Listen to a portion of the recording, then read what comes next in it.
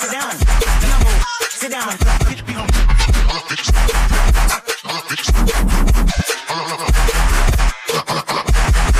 Sit down. Number. Sit down.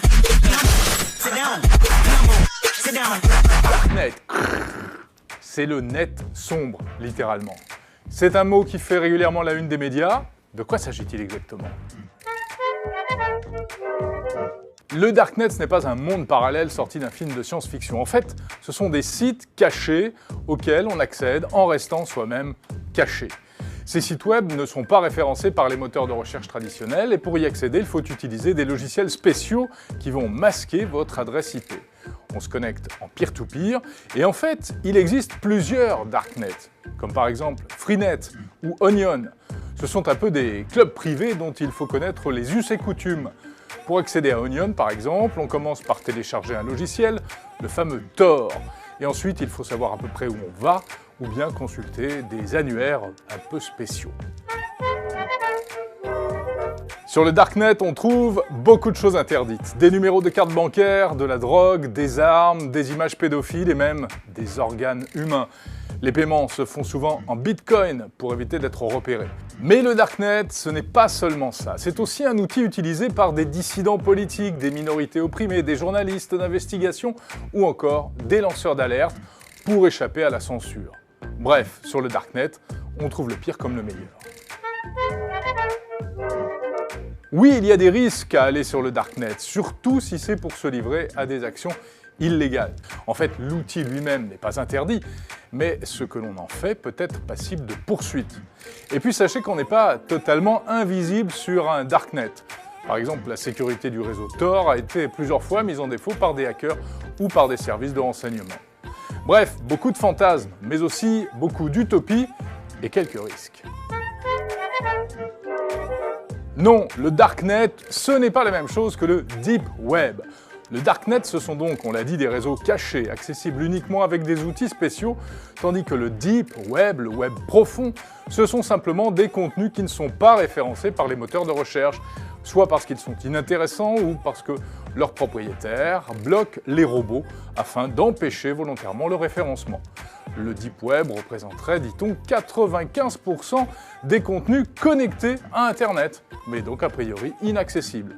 Et ça, c'est dire. Mais attends, le Deep Web et le Dark Web, c'est pas la même chose? Bah non, justement. Comme le Dark Web n'est pas non plus le Darknet, ou devrais-je dire les Darknet. Mais malheureusement, beaucoup de personnes font l'erreur, et particulièrement les sites web d'actualité et les reportages, ce qui est encore plus grave. Comme vous le savez, j'adore déconstruire les préjugés, et je vais m'en donner à cœur joie avec ces sujets qui sont malheureusement devenus aujourd'hui des usines à buzz sur lesquelles on entend tout et surtout n'importe quoi. La meilleure façon de parler d'un sujet, c'est déjà d'une, de le connaître aussi bien au niveau macro que micro, et de deux, d'en faire personnellement l'expérience. Je l'ai toujours dit, il est souvent préférable de s'informer soi-même directement à la source plutôt que par le biais d'autres personnes, et par là j'entends aussi bien les rumeurs que les articles de sites web ou les reportages. Allez, commençons donc par la base de la base, à savoir le système binaire. Sérieusement, remonter à la base même des ordinateurs? Non, pas quand même, je pensais plutôt au web et à internet qui ont eux aussi tendance à être confondus. Une rapide définition de ces deux concepts s'impose avant d'attaquer le cœur du sujet. Internet est un réseau de réseaux informatiques composé de millions de réseaux aussi bien publics que privés. L'information y est transmise grâce à des protocoles HTTP ou HTTPS de transfert de données qui permettent l'élaboration d'un ensemble de services diverses comme le courrier électronique, le peer-to-peer ou encore le World Wide Web, plus communément appelé le web. Autrement dit, le web est une application parmi tant d'autres qui utilise Internet et ses millions de réseaux comme un support physique et un moyen de transport, à l'image des mails. C'est un réseau d'informations constitué par des milliards de documents dispersés sur des millions de serveurs dans le monde et reliés les uns aux autres selon le principe de l'hypertexte. On compare souvent le web à une toile d'araignée car les liens hypertextes reliant les documents entre eux pourraient s'apparenter comme les fils d'une toile et les documents au nœud où se croisent ces fils. Et le web est lui-même composé de deux parties, le web visible et le web invisible, plus communément appelé le Deep Web.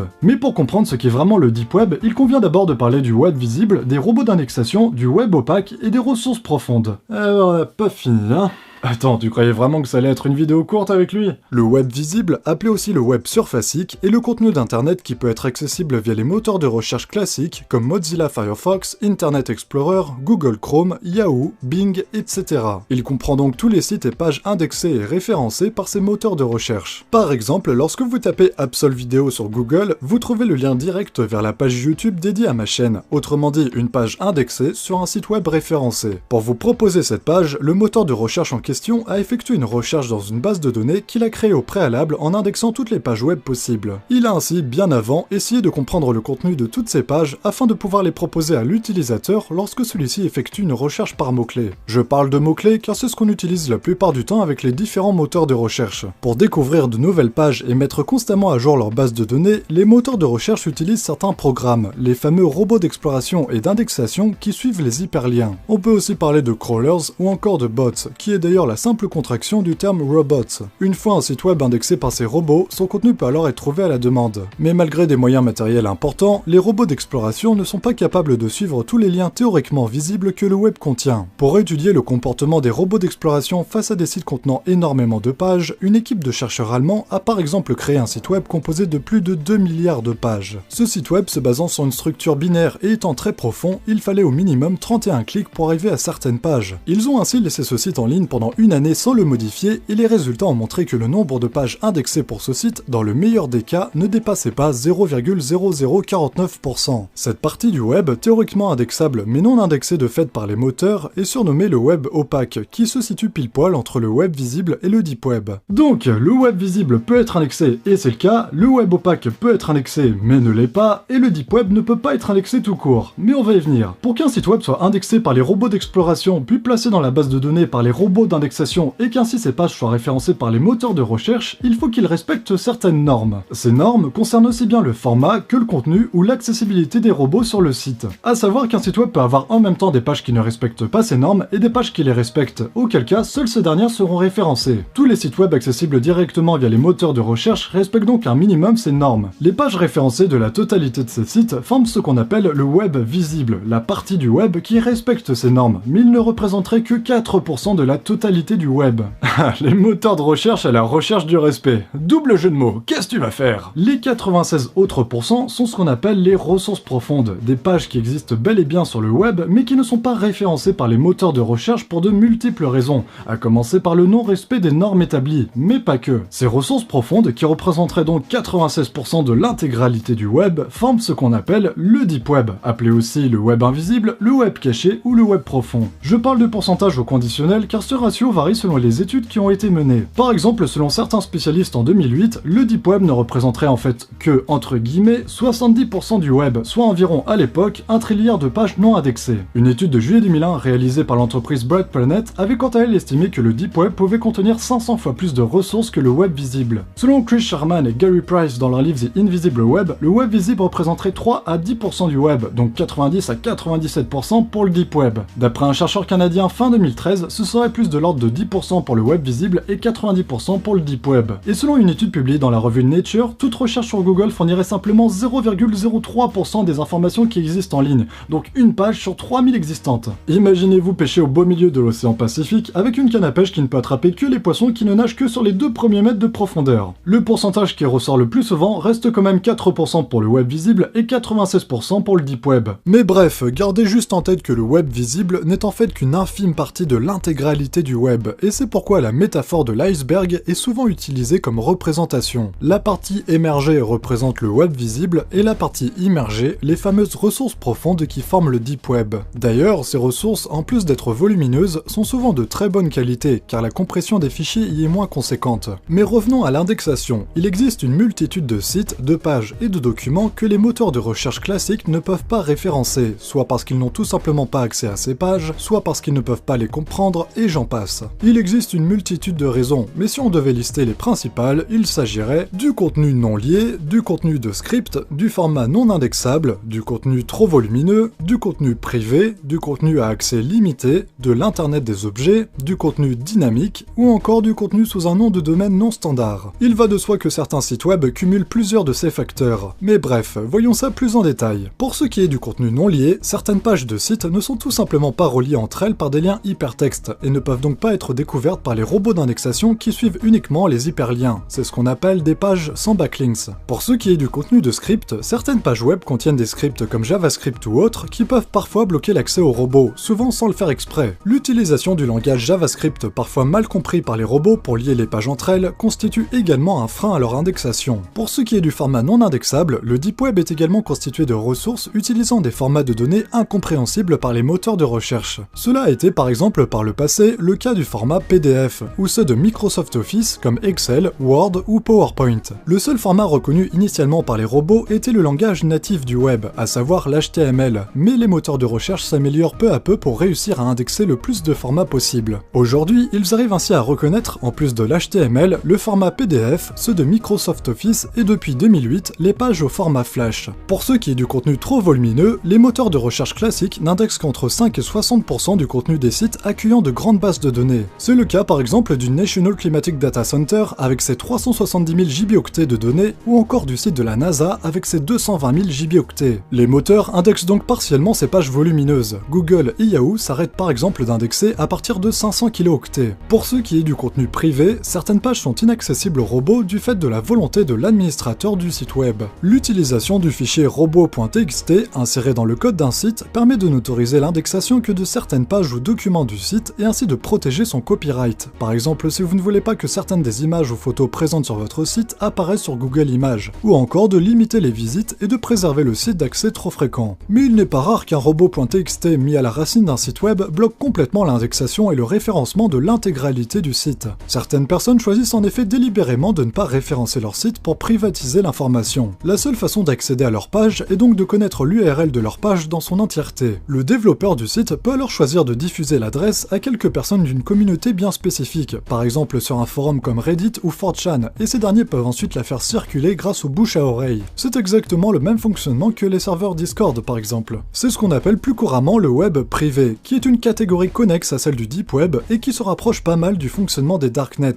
mais on y reviendra. Pour ce qui est du contenu à accès limité, certains sites web nécessitent une authentification avec un login et un mot de passe pour pouvoir accéder au contenu. C'est ce qu'on appelle plus couramment le web propriétaire. C'est le cas par exemple de certains sous-forums ou encore de certains sites avec des archives payantes, comme les journaux en ligne qui requièrent parfois un abonnement. Certains sites également obligent à remplir un CAPTCHA, autrement dit un test de Turing, pour prouver que vous êtes humain et ainsi accéder au contenu. D'autres sites encore demandent parfois de remplir un formulaire de critères de recherche pour pouvoir accéder à une page précise. C'est le cas par exemple de sites exploitant des banques de données. En ce qui concerne l'Internet des objets, appelé aussi l'IDO ou l'IoT, l'Internet of Things, c'est le regroupement ou plutôt le réseau de tous les objets physiques connectés ayant leur propre identité numérique et capables de communiquer les uns avec les autres. D'un point de vue technique, l'IDO consiste en l'identification numérique directe d'un de ces objets grâce à un système de communication sans fil qui peut tout aussi bien être le Wi-Fi comme le Bluetooth. Or certains ont un URL pourtant bien en HTTP mais ne sont pas indexés par les moteurs de recherche classiques car d'une part ça ne servirait à rien et d'autre part ça pourrait mener à certaines dérives. Mais certains moteurs de recherche spécialisés comme Shodan se fichent de ces dérives et vous permettent de faire des recherches bien plus approfondies, notamment dans l'internet des objets. Vous pouvez alors tomber sur des pages spécialisées pour la connexion à des objets connectés, avec par exemple des suivis de véhicules en temps réel ou encore des périphériques vidéo peu protégés. Ça peut tout aussi bien être des caméras de surveillance comme des webcams de particuliers qui ne demandent aucun mot de passe pour l'accès. Vous comprenez ainsi les problèmes que ça peut engendrer. J'en profite pour vous conseiller de toujours débrancher votre webcam lorsque vous ne l'utilisez pas, et si elle est comprise dans votre ordinateur portable, mettez au moins quelque chose dessus pour cacher la caméra. Auquel cas, par contre, le micro de votre webcam sera toujours opérationnel, ne l'oubliez pas. C'est pour ça qu'il est toujours préférable de carrément débrancher quand on peut, plutôt que de simplement cacher l'objectif. Ensuite, pour ce qui est du contenu dynamique, les sites web contiennent en effet de plus en plus de pages dynamiques. Or, dans ce cas de figure, les hyperliens de navigation sont générés à la demande et diffèrent d'une visite à l'autre. En gros, le contenu des pages fluctue en fonction de plusieurs paramètres et les liens changent en fonction de chaque utilisateur, ce qui empêche donc l'indexation. Par exemple, imaginons que vous voulez prendre un ticket pour aller de Rouen à Paris. Vous tapez SNCF sur Google, vous vous rendez sur le site, puis sur la page de recherche, et vous saisissez vos informations dans un formulaire, comme les noms des villes, votre classement, votre tranche d'âge, les jours, les horaires, etc.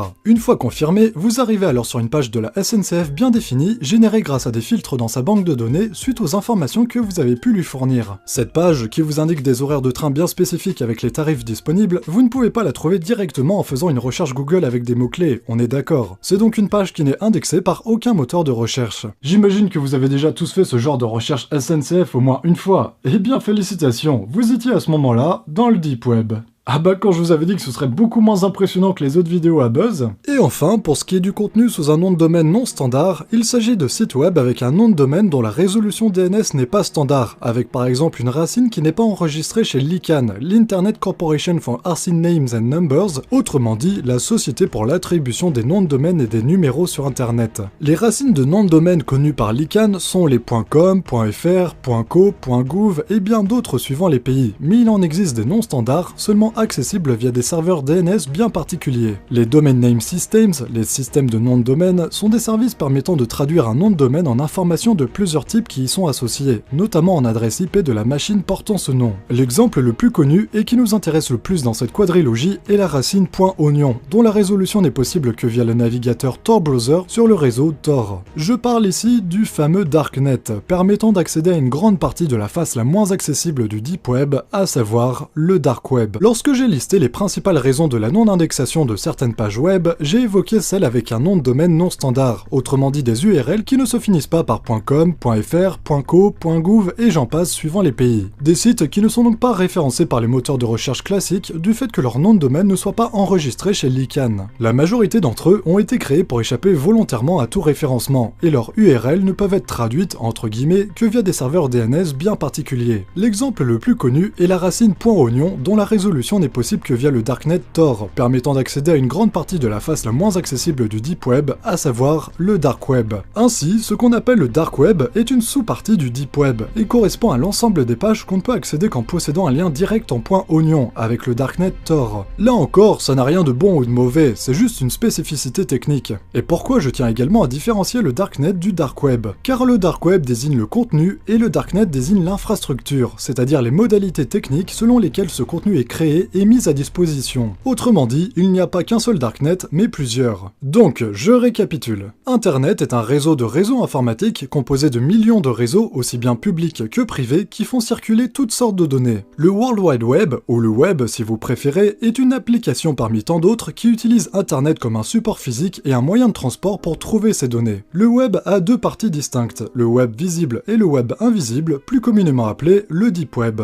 Le Deep Web existe du fait d'un certain nombre de raisons qu'on a pu voir, et l'une d'entre elles concerne les noms de domaines spéciaux. Les réseaux regroupant ces sites avec ces noms de domaines spéciaux sont ce qu'on appelle les Darknets, et le contenu qu'on trouve sur ces Darknets se nomme le Dark Web. Maintenant que vous avez ces 6 points, amusez-vous à saisir dans la barre de recherche Google le mot Deep Web. Vous constaterez que les 3/4 des sites mélangent complètement tous ces termes évoqués, qui sont pourtant bien distincts. Pourtant, quoi de mieux que le web pour parler du Deep Web? C'est là où ça fait peur. Vous pouvez également taper le mot Deep Web dans la barre de recherche YouTube pour vous apercevoir que bon nombre de YouTubeurs ont également confondu ce terme avec le Dark Web. Je vous l'accorde, il n'y a rien de grave en soi, mais il ne faut pas s'étonner après que le Deep Web soit diabolisé à tort. Sur le réseau Tor, puisque un de mes abonnés m'a demandé de faire une vidéo et de développer un peu plus ce logiciel.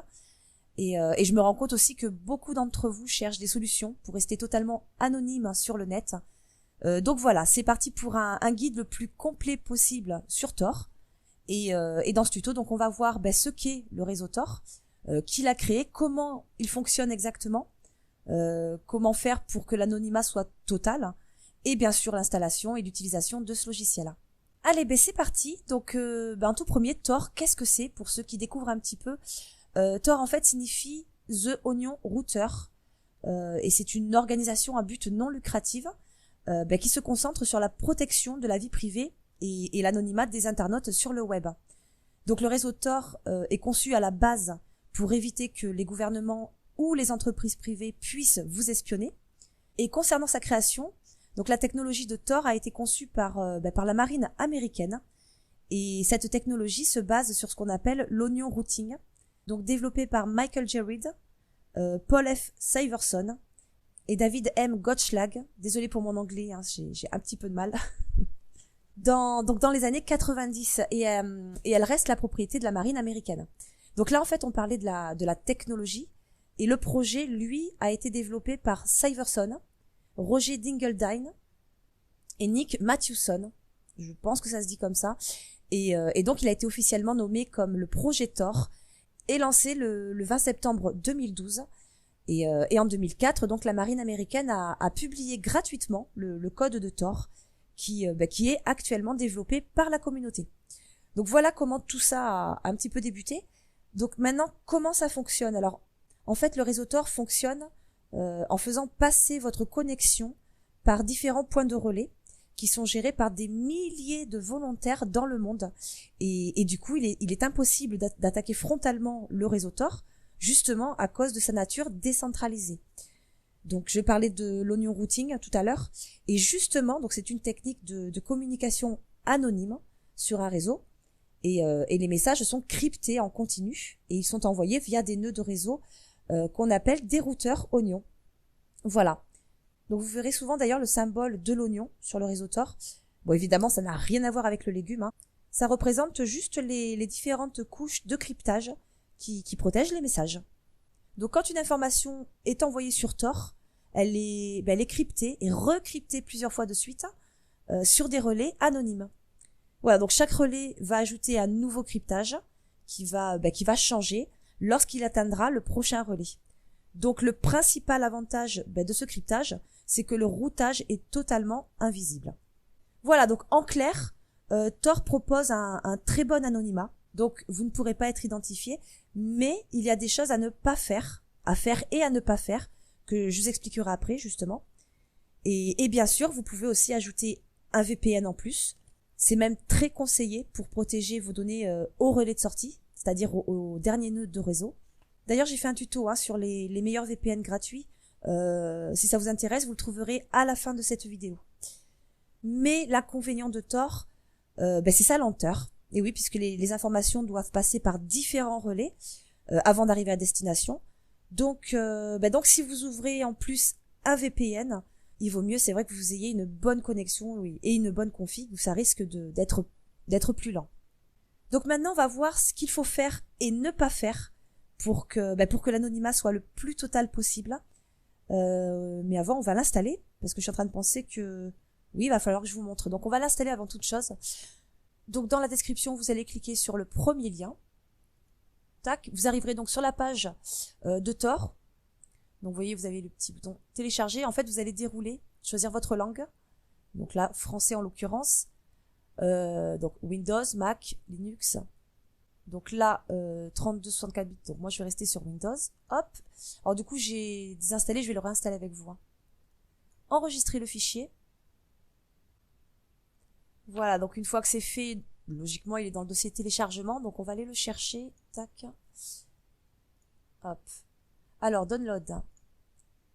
Voilà, vous aurez cette application. Donc, .exe, clic droit ou exécuter en tant qu'administrateur. Oui. Et on installe. C'est assez rapide. Donc là, c'est l'endroit de destination, donc où il va se placer. Donc là, sur le bureau, je vais le laisser là, de toute façon, pour l'instant, installé.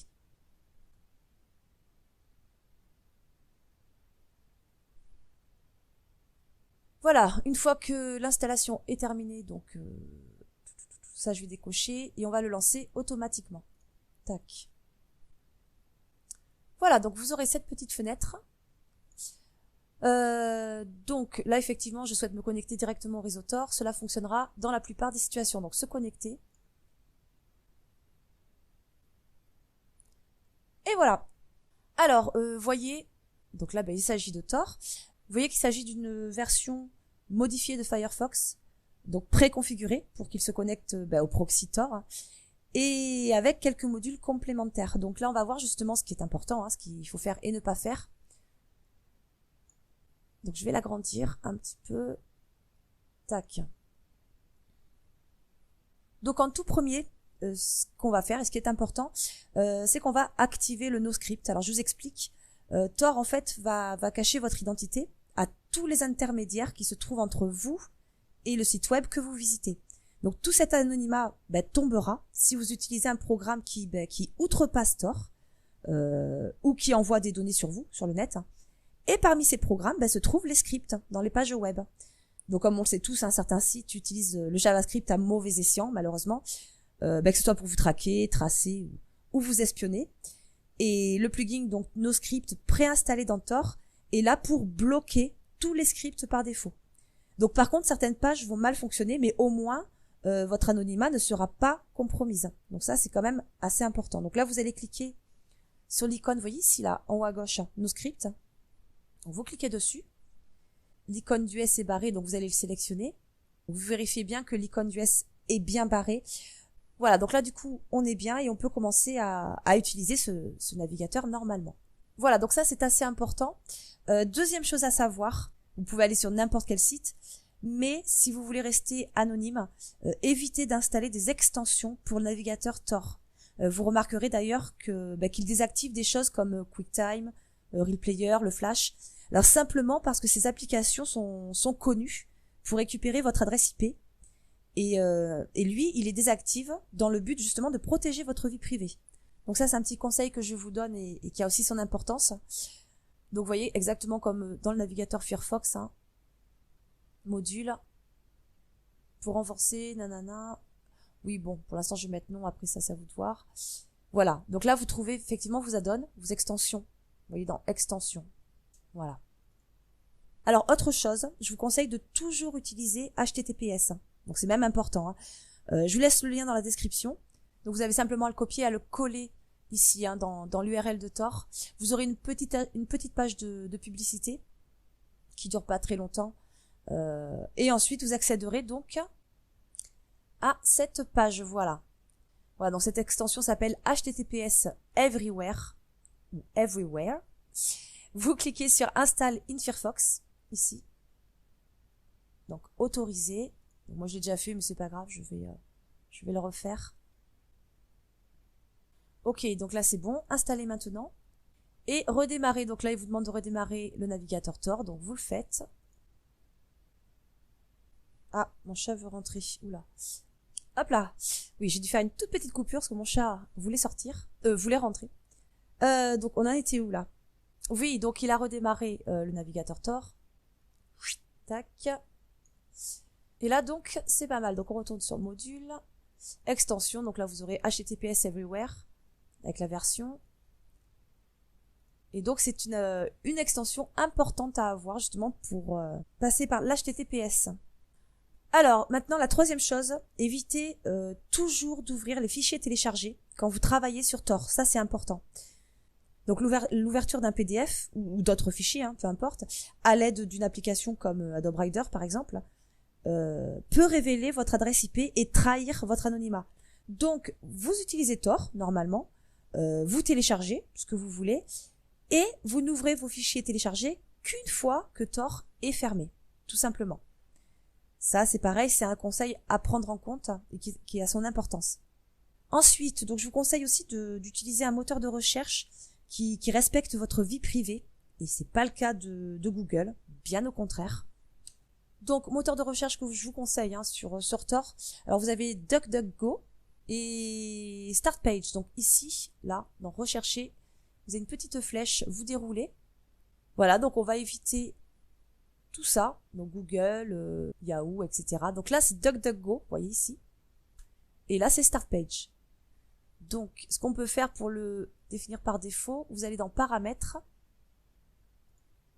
Bon, là, il est sur Disconnect, en fait. Vous pouvez sélectionner donc soit DuckDuckGo ou soit StartPage. Donc là, on va prendre StartPage.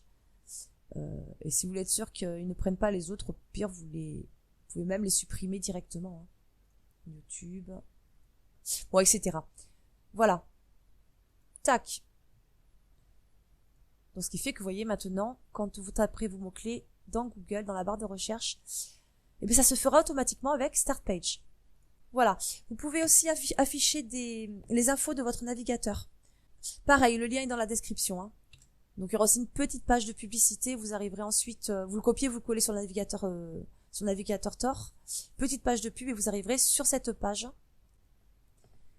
Donc là, vous avez toutes les informations de votre navigateur. Et d'ailleurs, si vous revenez un peu plus tard sur cette page, eh bien, vous verrez que votre IP aura changé, puisqu'en fait, Tor change votre adresse IP à intervalles réguliers. Je crois que c'est 5 ou 10 minutes, toutes les 5 ou 10 minutes, je crois. Alors par contre, je ne sais pas pourquoi, je suis sous Windows 8, il m'affiche le 7, et je suis en 64 bits, il m'affiche 32, donc ça, je ne sais pas pourquoi. Bon, enfin, bon, ce qui importe aussi, c'est l'adresse IP.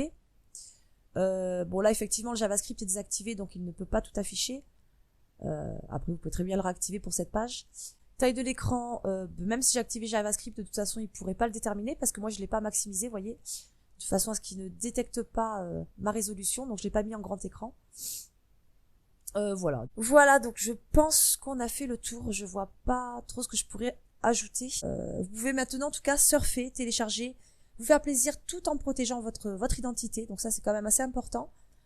J'espère que ce tuto vous aura été utile, et je compte sur vous bien sûr pour partager, liker si ça vous a plu, et vous abonner. Allez, ciao! Sit down. Sit down.